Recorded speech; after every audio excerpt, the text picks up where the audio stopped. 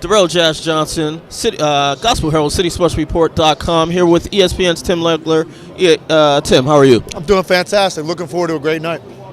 So something that you were a specialist at during your NBA career, three-point shooting. We have a great field in the three-point shooting contest. How much are you looking forward to that, and who might have the edge to win? I can honestly say I'm probably more excited for this event this year than at any time covering it for 14 years at ESPN, because I think they finally have it top to bottom a strong field. I mean, every year I usually look at the list, kind of go, shake my head a little bit, like those guys aren't pure enough shooters to really do well in this competition. That's not the case this year. Any one of these guys can win it. I would not be surprised. The biggest thing is get off to a good start. Make sure you're not watching the ball too long. If you haven't participated in this before, it is different. And sometimes you'll see guys that are watching the flight of the ball too long, and then they reach for the next ball. You'll never get to all 5 racks, and then you'll start rushing, and you have no shot. So get critical, let it go. It's halfway there, reach for the next ball. And if you can find that rhythm and have some success on the first rack, your confidence goes up, and now you got a really good chance. But you're going to have to go through a lot of great shooters tonight. There's no easy path to the finals. 18, 19, 20 might not get you out of the first round. Certainly looking forward to that. What does it mean for the All-Star game to be back in New York City after 17 years? Yeah, it's fantastic. I know it was funny when they announced it was going to be here.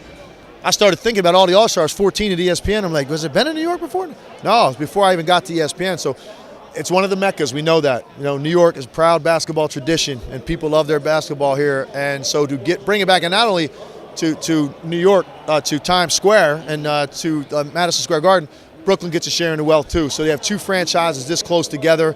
I think it's very important now that it is in a basketball mecca with the rich tradition that New York City has. What are some of the biggest surprises, in your opinion, for the NBA's first half of the season? Well, I'd start with Atlanta. I mean, I don't think anybody expected that. When you win 33 out of 34 games in a stretch in the NBA, it's one of the greatest runs in the history of this league. And going into the year, you knew they were a good team, a playoff team. But now you're talking about a title contending team, and I don't think any of us really saw that coming. So I think that would be at the top of the list. Obviously, you look out west and look at how deep that is. Oklahoma City dug themselves a huge hole at the beginning. So you look up, you're 2 months in, and Oklahoma City's in 10th place in the West. That was surprising. They're starting to get momentum, and I think the start that Cleveland had was surprising. They finally look like they're getting it together. So I'm really looking forward to the second half of the season. I can't predict right now who's going to come out where. But I think as we get closer to March and April, it's going to start to sort itself out, and we'll know who the real title contenders are. If we had to pick a first half MVP, who would you pick? Up until about 2 weeks ago, I was saying Steph Curry the entire time. I think James Harden has passed him.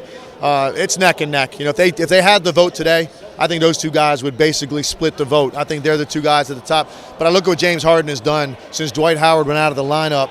He's carrying that team, and they're still winning games, and they're still in 3rd place in the Western Conference.